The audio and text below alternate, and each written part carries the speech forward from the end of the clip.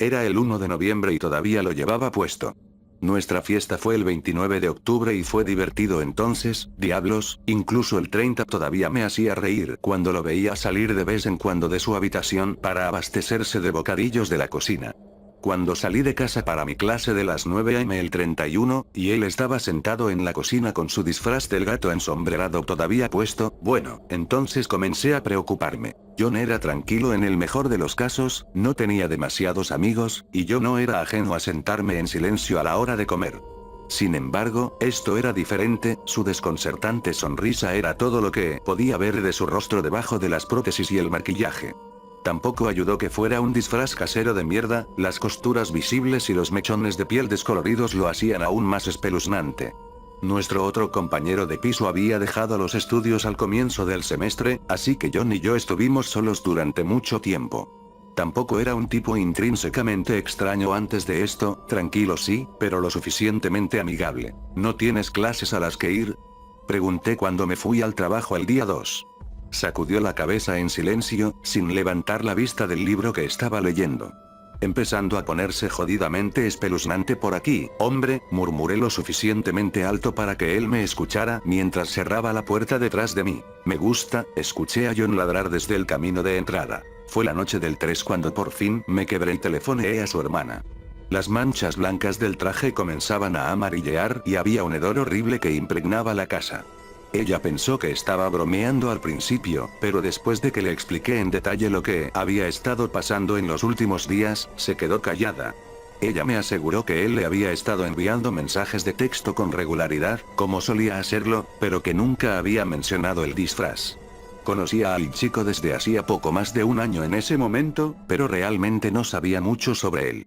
Su hermana me dijo que había estado obsesionado con la película El gato ensombrerado después de verla en el cine cuando tenía 8 o 9 años, pero superó esa fase bastante rápido.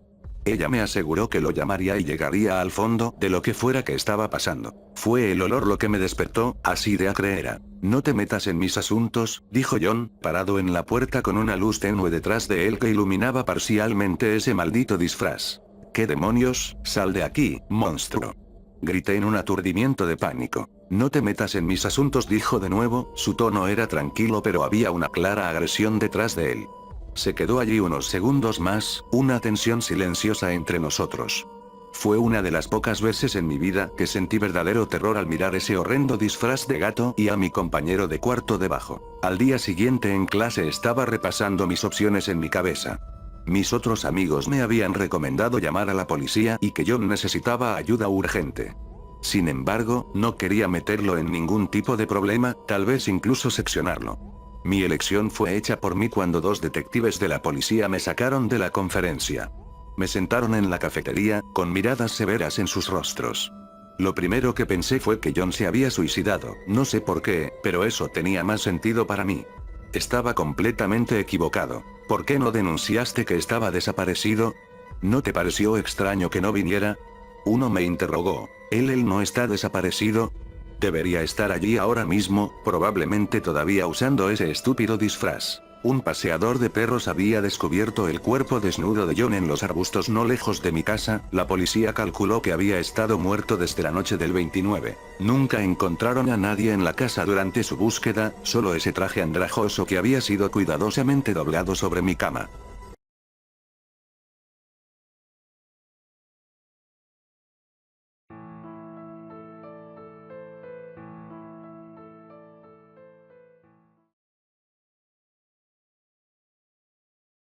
Entonces me contará qué fue lo que pasó. No lo sé, tal vez si comiera un poco más usted todavía no cree en mí y eso me ofende, pero si comiera un poco más vería lo real que puedo ser. Me cuesta creer en un ser de sus características, señor Fungus Bestiae, un hombre de ciencia como yo no cree en monstruos. Siempre pondré la lógica delante de la ficción y lo más lógico es que después de haber comido esa planta usted sea solo una ilusión. Además, luego del tan deplorable final que le proporcionó a mi paciente, ¿por qué debería yo confiar en usted? Ah. Qué pobres son sus argumentos, mi estimado, pues el hecho de que su trabajo intervenga en esta discusión tiene el efecto contrario al que me ha comentado. Su curiosidad es solo tan infinita como su necesidad de satisfacerla. El rostro del psiquiatra inglés, el Dr. Frike Tumater, se encendió de repente haciendo que su rostro de 66 años luciera 2 décadas más joven. Él sabía muy bien que las palabras de la criatura delante suyo eran ciertas, después de todo fue su propio subconsciente quien la diseñó. El cuerpo del producto de su atormentada mente era el de un 100 pies de varios metros de largo y aproximadamente medio metro de ancho. Este terminaba en 7 hombros que rodeaban un cuello muy corto que a la vez sostenía la cabeza de un payaso decrépito. Lo más curioso eran sus 7 brazos, todos diferentes, pero todos humanos. El primero parecía pertenecer a una mujer muy hermosa y sus uñas estaban pintadas de un rojo intenso. El segundo era obeso y estaba muy transpirado. El tercero tenía varios relojes, pulseras, anillos y otras joyas. El cuarto era delgado y de mal aspecto, como si ya no sirviera para nada. El quinto estaba tensionado y portaba un cuchillo. El sexto tenía las uñas muy largas, y el séptimo tenía un anillo de diamantes que transmitía una elegancia y belleza extrema. Astutamente el doctor trató de averiguar de qué se trataba aquella alucinación, retando al monstruo. No me arriesgaré a tener el destino de su primera víctima. Piensa que no puedo doblegar su voluntad. Es precisamente esa estupidez del hombre que lo lleva a la salvación. Aquello que le ofrecía su difunto paciente fueron los secretos sobre el porqué de la existencia del hombre. ¿El porqué de la existencia del hombre? Así es, pero no voy a responder más nada. ¿Por qué no? Porque ambos sabemos que usted ha mordido el anzuelo, y quiere saber más. Tampoco llegó hasta aquí para darse la vuelta, ¿o sí? Frick recapacitó, estaba siendo dominado por su mente y su deseo. Lo que era una prueba de investigación riesgosa empezaba a convertirse en un experimento que se salía de control. El viejo inglés comió otro pedazo del fruto azul que había bautizado Fungus Bestiae, nombre con el que luego su mente apodó a la criatura de 7 brazos, ansiosa por continuar. Después de que probara el fruto de la planta que él mismo sembró para desafiar a la realidad y aislarse en otra que fuera más adecuada a sus gustos, pude hacerme presente en la mente del desafortunado individuo. Le ofrecí al hombre conocimiento sobre una verdad que solo yo sé, pero él la rechazó desde un principio argumentando que no buscaba conocimiento, que él se drogaba para saber nada del mundo real. Por eso tuve que hacer un esfuerzo mucho más arduo del que hago con usted, tuve que hacer de la realidad que plantea este fruto una agradable y placentera para que mi víctima se hiciera adicta a mí. Así llegó el momento cuando ingirió lo suficiente de la planta como para que yo pudiera matarlo, contándole esa verdad que ningún humano tiene que saber. ¿Y por qué quiso matarlo? ¿Por qué quiere matarme a mí? Porque soy el fruto prohibido, soy venenoso, lo que ve usted es solo una alucinación que le provocó el Fungus Bestiae, ¿recuerda? La diferencia con los venenos comunes es que mi forma de matar es, me atrevería a decir, más artística. Ahora así como después de escuchar esa insoportable verdad mi presa se suicidó, usted correrá el mismo destino, mi estimado doctor. Sabemos que no va a poder resistirse al saber lo que le ofrezco. De aumentar la dosis moriré. No seré tentado por una alucinación, por más real que sea. Entonces la bestia se acercó al anciano, sigilosa y elegantemente hasta quedar frente a frente con él, y al hacerlo lo tocó con el primer brazo, el brazo de mujer. Apareció frente al psiquiatra una mujer desnuda cuya belleza carnal alcanzaba los límites de la imaginación, era tal el deseo que provocaba que incluso en un hombre de su edad pudo despertar la más ardiente lujuria en su corazón. La mujer abrazó y besó al doctor en la boca, para luego invitarlo a comer del fruto. Pero reaccionando dijo a la bestia, muy calmadamente. No caeré bajo este truco sucio. Tendré que seguir jugando. La bestia extendió su segundo brazo, el gordo y transpirado, rozándole el estómago. Acto seguido Frick cayó de rodillas y comenzó a llorar del hambre. Fue como si su estómago se vaciara por completo y sus entrañas le suplicaran por algo de comer. Desvergonzadamente el fruto fue puesto donde no podía escapar de su mirada. Es usted malévolo, pero no voy a comer más. En lo primero acierta más no en lo segundo. Solo estoy atormentándole antes de que llegue el golpe de gracia que le hará dejar de existir. Aunque tiene su lado bueno, para un científico es alucinante esto que le está pasando y le va a pasar. Fungus Bestiae alzó el tercer brazo y lo tocó en la cabeza, con lo que la vista de un enorme palacio de oro se presentó ante los ojos del doctor. Cada partícula era reflejada de la forma más hermosa en toda sala del edificio. Mientras el anciano se maravillaba Fungus Bestiae lo tocó con el cuarto y el sexto brazo, el delgado y el de uñas largas. A la imagen del castillo se le sumó la de un atardecer que transmitía paz y una sensación de tranquilidad y cansancio. El castillo abrió sus puertas y dejó ver un interior acogedor y lujoso. Dentro había manjares capaces de saciar 3 veces el hambre que el segundo brazo le provocó, acomodados alrededor de una enorme cama sobre la cual esperaba la mujer de la primera alucinación. Frick se encaminó casi corriendo hacia la entrada del recinto, pero cuando la estaba por cruzar, un hombre mucho más alto, joven y fuerte que él lo apartó de un puñetazo en la oreja, tirándolo al suelo y haciéndolo chillar del dolor. Fungus Bestiae se le acercó sigilosamente por detrás y tocó con el quinto brazo, aquel con el cuchillo. El ya irrecuperablemente confundido doctor miró con odio asesino al hombre que ahora besaba a la mujer dentro del castillo. Coma un poco más y le daré el poder para matarlo. Tendrá todas sus pertenencias, si solo prueba un bocado más. Tuvo razón, esto ha sido un gran espectáculo, pero debe saber que soy bastante más inteligente que mi paciente, y por sobre todo, más inteligente que usted. No podrá tentarme porque aquí soy yo quien realmente tiene el poder. El monstruo comenzó a reírse a carcajadas, su enorme sonrisa parecía de victoria. Con un movimiento elegante de los 6 brazos ya usados hizo desaparecer toda alucinación y sensación en Frick, y una vez que este se reincorporó, con el 7º brazo lo tocó en la sien. Entre un gesto de elegancia y una sonrisa triunfante el doctor habló. ¿Con que se ha rendido ante un cerebro humano como el mío? Era de predecir su derrota, pues yo preparé este experimento y concluí que si no me dejaba llevar por los efectos de esta patética alucinación, nada podría pasarme. Ninguna droga podrá ganarme. Lo decepcionante de todo esto es que pensaba encontrar algo de utilidad en el Fungus Bestiae, pero solo es otro alucinógeno para hippies. Oh doctor, tiene usted toda la razón, yo no puedo hacerle ningún daño a alguien como usted. Por favor, permítame contarle el secreto, es más que digno de saberlo.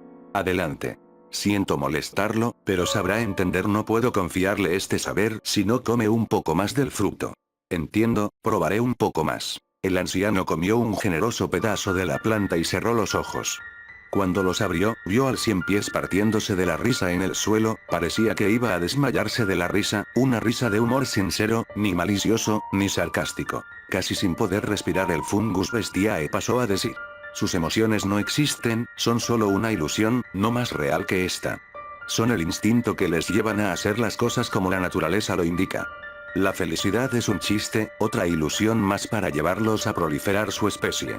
Todo lo que hacen y todo lo que creen es falso. Todo lo hacen para que la especie humana crezca, directa o indirectamente. Pero lo más gracioso, es que esto no tendrá nunca una recompensa ni una razón. No tienen un fin real por el cual hacen todo lo que hacen, puesto que su mente y la forma en la que se comportan siempre serán el producto de un instinto natural, de una reacción química que así como lleva a los átomos a atraerse entre sí para crear una molécula y a su vez lleva a estas a convertirse en vida, los seres humanos son atraídos entre sí por ninguna otra razón más que la casualidad. No hay diferencia entre vivir y morir. Vivir no es bueno ni malo, es lo que es y no importa si sientes placer o no, al fin y al cabo son reacciones químicas dentro de un pedazo de carne. Ya sabe la verdad, es usted Dios. Y con una carcajada, se desvaneció. Frike Tumater, implacable y sin sentimiento alguno, se inyectó una cantidad de morfina suficiente para dormir a un elefante. Se recostó en el suelo y mirando el techo se puso a esperar lo que, ahora que conocía la verdad, ya no era un final ni un principio, sino parte de la eterna renovación de la materia. Así se fue Frike Tumater, sin placer ni dolor. Así es como nos iremos todos.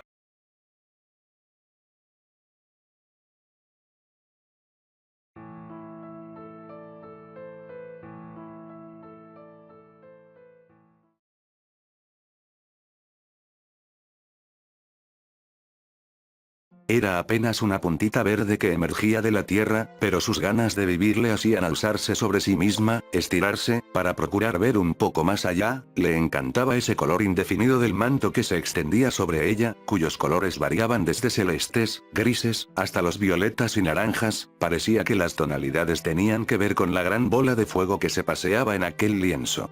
Era tan feliz, disfrutaba de grandes placeres como ese aroma dulce y encantador que se percibía en aquel jardín y el arrullo del viento al pasar entre sus compañeras, que orgullosas mostraban sus corolas encendidas y tersas, toda aquella sinfonía de olores, colores y sensaciones le llenaban de alegría. Todo parecía tan perfecto, tan bello, lo tenía todo y sin embargo había algo que le hacía sentir cosquillitas que le provocaban un temblor que le cimbraba el alma, ese hombre de aspecto sombrío, cuya mirada azotaba lo que veía, que irradiaba fuerza contenida, retenida, pero que a ratos languidecía, muchas veces lo vio asomarse desde el alto ventanal, mirando hacia el jardín como buscando un refugio, parecía sufrir, su soledad lo envolvía y le hacía víctima, la necesidad de afecto se hacía notar, lo veía venir, admirar las flores, las acariciaba, las aspiraba, si podía las arrancaba y las llevaba a ese lugar sombrío al otro lado del ventanal. Ella se acostumbró a ver aquel ritual en el que la mirada dura se suavizaba un poco al encontrar una flor de su agrado, sus facciones se suavizaban y ella estaba segura que el rigor de esos labios se transformaba en sonrisa. Nunca lo vio sonreír, pues justo al cortar la flor daba la espalda, pero ella imaginaba que lo hacía.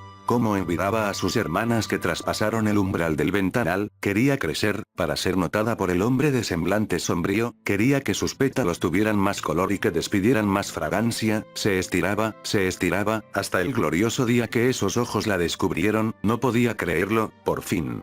Él la estaba mirando, su mirada se clavó en ella y sintió como se sonrojaba, por fortuna olía mejor que nunca, su perfume era embriagador, él se inclinó sobre ella que de emoción casi desmaya, pero no podía darse ese lujo o él creería que era débil y escogería a otra, se mantuvo erguida, clamorosa y sintió como aquellas manos fuertes y grandes la toman y de un solo esfuerzo la separaron de sus raíces, fue doloroso, sí, pero ¿qué más da? Ya iba en camino al misterioso sitio aquel, era el momento, según sus cálculos era el momento de la sonrisa, ese momento que nunca vio pero que presentía y asumía que sucedía después de que se apoderaba de una nueva flor. Pero aquel rostro no llegó nunca a esbozar expresión de alegría, a lo mucho un leve levantamiento de las comisuras de sus labios, pero la sonrisa nunca llegó hasta los ojos, la mirada seguía siendo de soledad, de tristeza, de aburrimiento. La pequeña flor se esforzó, vaya si lo hizo, a pesar de que su extremidad se desangraba por haber sido arrancada de sus raíces, sintió algo de alivio cuando fue depositada en el agua fresca del contenedor transparente, era su oportunidad de hacerle feliz, de provocar su sonrisa, de borrar las huellas de aburrimiento, cansancio, quizás dolor, pero él ni siquiera volteaba a verla, se paraba frente a la ventana con las manos en los bolsillos, mirando al vacío. Ella se debilitaba, su tallo perdía fuerza, parecía doblarse, los pétalos ya no eran tersos, mostraban los efectos del tiempo desde que fue arrancada, cortada, sentía como su perfume era una especie de fantasma que se iba perdiendo en la nada, él volteó a verla. Sí, volteó, qué felicidad sintió nuevamente, reunió todas sus fuerzas para mostrar lo poco que quedaba de su belleza, él se acerca, su corazón late deprisa, parece que se le saltará del pecho, viene hacia ella, se estira para estar a su alcance, la toca, la toma y la arroja a un cesto oscuro frente a la ventana, Flor no entiende qué pasó, trata de incorporarse entre los desechos sobre los que reposa, alcanza a asomarse y ver hacia el exterior, él está en el jardín, ve como algunas de sus hermanas se estiran, suspiran, anhelan ser elegidas, cierra sus ojos, llora no solo por ella sino por las que hubo antes y las que habrá después, que anhelan tener la oportunidad de hacerlo sonreír, pero ella sabe, bien que lo sabe, que ese hombre nunca sonrió.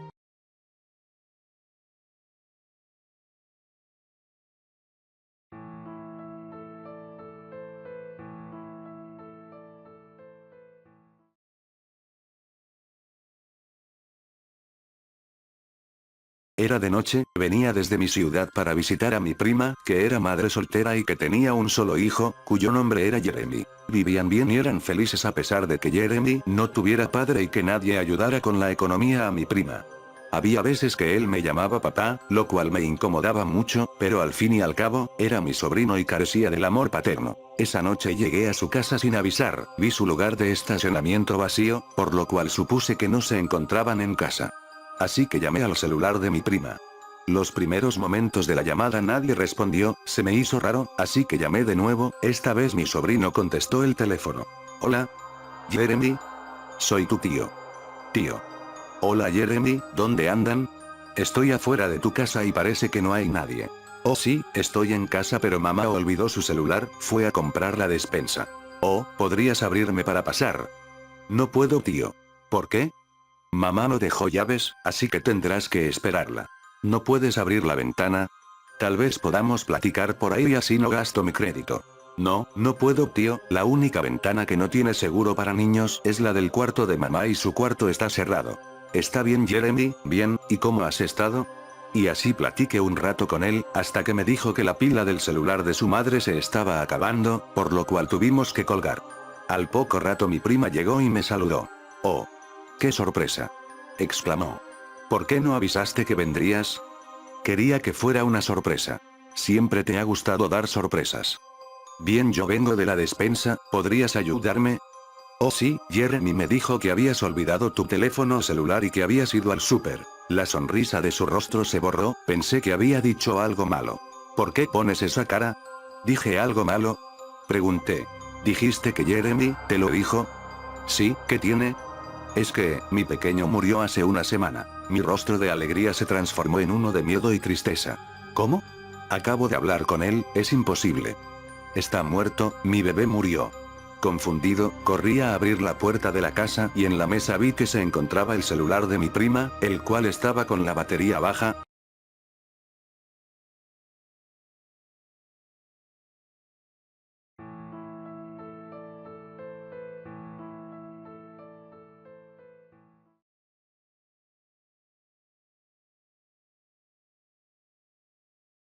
Qué difícil es cuando se nos mezcla en la mente el pasado con el presente, no sabemos qué es real y qué ficticio. Estábamos frente a frente, nadie interfería entre el espejo y yo, la verdad se reflejaba en mi figura. Todo había transcurrido rápidamente, el granuja de Luis tenía la innoble costumbre de terminar una amistad por cualquier miserable causa, su principal amor era el dinero. Terminé de vestirme elegantemente, y le dije al espejo. Espejito, espejito, ¿quién es la más bella? No me contestó el muy maldito, pero yo ya intuía la respuesta, y siempre supe que si pudiese hablar, no me defraudaría. El vestido negro me quedaba ceñido al cuerpo, y el amplio escote sobre la espalda me daba un look demasiado sexy, me calcé unas fastuosas y altas sandalias, y me sonreí complacida con mi nueva figura. ¿Qué tal? Me veo como una princesa en camino al reinado. Después de tantas semanas de estrés y depresión, me era urgente y muy necesario alejarme lo más posible del silencio mortificante de aquel frío departamento, y de la pertinaz rutina de mi trabajo en la oficina. Consagraría aquella noche en dar una vuelta por algún desconocido lugar, a tomarme una copa, a fines de olvidar lo ocurrido últimamente, pero recordé nuevamente a Luis y lo mal que se portó conmigo. Luego de abandonarme sin una explicación, se había dedicado a mancillar mi nombre y robarme unos pocos pesos que le había prestado para que no le remataran su vivienda. El desorden que le producían sus intervenciones lúdicas, casino, turf, quinielas, etc., hacía que no hubiese dinero que pueda descansar en sus bolsillos. Con nostalgia recordé aquellas reuniones, llenas de camaradería y alegría, donde alardeaba de sus hazañas irrelevantes, con cábalas que nunca eran más que presunciones fantasmales. Quedaron también algunas fotos que compartimos con amigos extraños, aliados de las vastas reuniones que realizábamos los viernes a la noche. Era un granuja, que no merecía ni mi amor ni mi sufrimiento por él. Tampoco ninguno de mis amigos de la oficina me había dicho nada, y se limitaron a alejarse de él, muy cortésmente. Los amigos de Luis no merecían tampoco mi amistad, pero aún así no podía evitar sentirme triste y desilusionada por el tiempo perdido. En fin, todo pasa, suspiré y buscando mi abrigo de pseudo piel de castor del armario, salí confiada en que sería mi gran noche. Ya en la calle, me incorporé al mundo loco de las ilusiones perdidas, donde se corre detrás de esperanzas casi imposibles de realizar, pero yo me sentía feliz, era libre, y nada me ataba al enloquecido día que transcurría a mi alrededor. Caminé sin cesar, en medio de aquel tumulto endemoniado de callejuelas durante casi una hora, y sin siquiera saber cómo ni cuándo, me encontré frente a un edificio iluminado con luces de colores, y una gran marquesina que decía, Café Concert la taza rota. En un marco de vidrio algo sucio, podía leerse un preámbulo que anunciaba la actividad del mismo. Aquí encontrarás un trago o plato especial, un admirable espectáculo en el que el artista se desdobla una y mil veces en varios personajes y nos invita al tránsito interesante de ver la vida con una lente muy diferente, que combina baile, humor, delirio y buenos sabores. En realidad no me acordaba haber pasado por allí, o de repente sí lo había hecho, pero ya lo había olvidado. Leí con algo de ensueño, el lugar se veía muy elegante, con sus vitrales art déco y su bella puerta de madera tallada tenía una apariencia alegre y festiva, justo lo que estaba buscando para pasar un buen rato. ¿Qué hacía un café concert así, en aquel lugar tan lúgubre y olvidado? ¿Dónde me encontraba? Había caminado somnolienta e inconsciente, y no pude reconocer la zona, tampoco pude extraviarme en solo 60 minutos de trayecto desde mi departamento, pensé. Bueno, de todas maneras había encontrado lo que buscaba. Abrí la puerta con cierto resquemor y mis ojos se encontraron con un ambiente agradable y muy animado, con extravagantes y selectas pinturas por doquier y un cantante elegantemente vestido, que entonaba imitando a Frank Sinatra. New York, la célebre canción compuesta por John Kander y Fred Epp. Muchas parejas bailaban lentamente al son de la angelical música, mientras otras disfrutaban la melodía en sus mesitas, bajo las copas de cristal, que eran bañadas con exquisito y costoso champán. Me apoyé en una mesa cercana a la puerta, y observé estupefacta el bello espectáculo musical, era justamente lo que mi noche aspiraba. Lentamente me dirigí a la barra, y me senté en uno de esos taburetes giratorios que rotan a los laterales, y permiten escudriñar todo el ambiente. Se acercó un sonriente barman, y le solicité un Bloody Mary, con una medida adicional de vodka. Bebí lentamente, perdida en mis pensamientos, mientras el cantante entonaba, era previsible. El beso de la mujer araña. Una voz me sobresaltó a mis espaldas. ¿Bailamos? Me dijo con un susurro tierno y gentil. Me di vuelta sonrojada, y me encontré un rostro moreno y un par de ojos verdes, que resaltaban en la penumbra de mortecinas luces. De mil amores, le contesté sin pudor, y nos internamos en la pista con las otras parejas, dejándonos seducir por aquella melodía agradable. Me dejé abrazar por aquellos brazos fuertes, palidecía ante la mirada que comenzó a cautivarme, y a hacerme sentir cosquilleo en el estómago. En uno de los giros que motivaba la danza, sentí que sus labios se acercaron a los míos, y nos encendimos en la locura de un beso. Mis piernas ya no me respondían, por lo que le supliqué que nos sentásemos hasta que pudiese volver en mí. Me tomó de la mano, y nos acomodamos mansamente en una mesita alejada del bullicio general. Le pregunté su nombre y qué estaba haciendo en aquel lugar tan arcano, me respondió que se llamaba Dionisio. Y en cuanto a estar oculto, bajo las lánguidas luces del local, se debía a que su novia lo había plantado por un magnate iraquí, que, con buena fortuna en sus arcas, mancilló todo el amor pasional que se habían dispensado. Dado que la separación se produjo en este recóndito lugar, vengo todas las noches, en espera de su arrepentimiento. En los momentos en que me confesaba su triste historia, noté que su voz se apagaba y que sus manos temblaban, tal vez fuese por la nostalgia. ¿Y tú, cómo lograste llegar a este lúgubre espacio olvidado por la mano de Dios? ¿Qué te trajo hasta aquí? Su pregunta me produjo pavor. Quedé callada unos instantes, no sabía qué contestar. Es una respuesta imposible de contestar, no tengo ninguna idea de cómo. También le conté mi desagradable experiencia con Luis, que había destrozado mi corazón y mi confianza con su adicción al juego.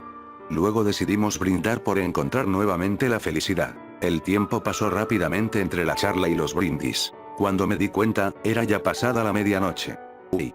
Mañana tengo que ir a trabajar, le comenté y, buscando mi abrigo, me dispuse a partir. Él se despidió de mí en la puerta, excusándose por no salir hacia el exterior para acompañarme. Es que no puedo salir de acá, me dijo bromeando, y me ofreció el último beso de la noche. Con esa sensación cálida en mis labios, y el corazón ya alborotado, salí del edificio y me encontré de nuevo en esa sucesión de calles oscuras y muy apretadas. Debía buscar la avenida principal, para encontrar un taxi libre, que me devolviese a mi departamento. Mientras caminaba perdida en mis divagaciones, me tropecé con un señor mayor, que salía de unos de los portales. Lo siento, señorita. Me dijo sonriendo, venía usted muy distraída. Observó con prudencia, le sonreí y le pregunté cómo encontrar la avenida principal. 2 cuadras y de vuelta a la derecha, me contestó. Pero, ¿qué hace una mujer tan linda como usted por acá y a estas horas?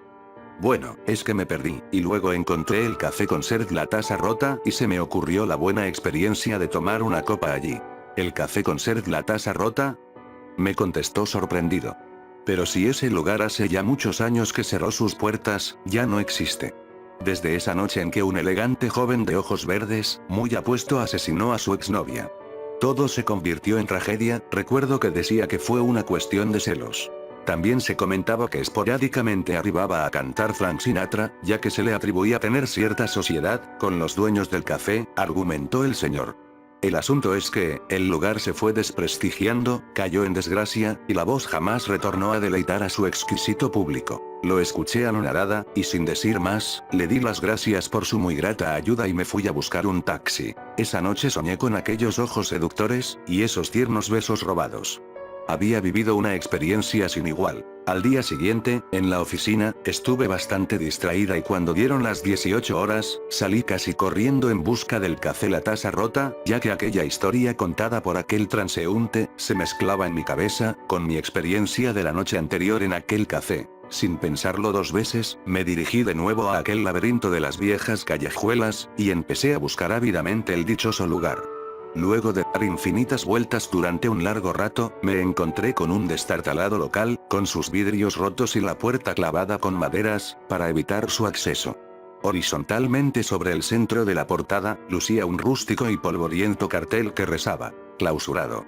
Sin saber qué decir ni qué pensar, di la media vuelta para buscar un taxi y dejar en paz aquel pasado que brillo de gloria. Cuando estaba escapando de aquella experiencia tan nefasta, un mendigo harapiento de ojos verdes, sentado sobre la maltrecha acera, me preguntó: ¿busca a alguien, bella dama?